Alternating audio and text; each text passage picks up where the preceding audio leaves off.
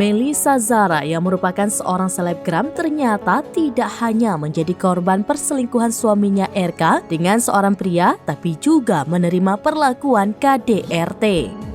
Suami Melissa Zara ternyata melakukan tindak kekerasan dalam rumah tangga atau KDRT hingga hasil visum terdapat bagian wajahnya yang mengalami benjol 8 cm.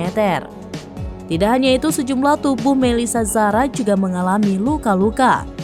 Pengakuan tersebut dikatakan oleh Melissa Zara saat menjadi bintang tamu dalam podcast YouTube Need a Talk yang tayang pada Sabtu 15 Juli 2023.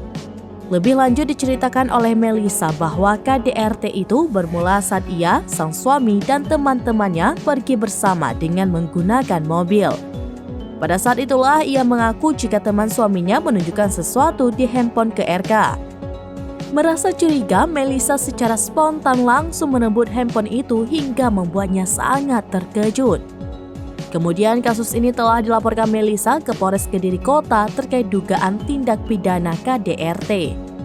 Melissa melengkapi bukti laporannya terhadap RK dengan membawa hasil visum.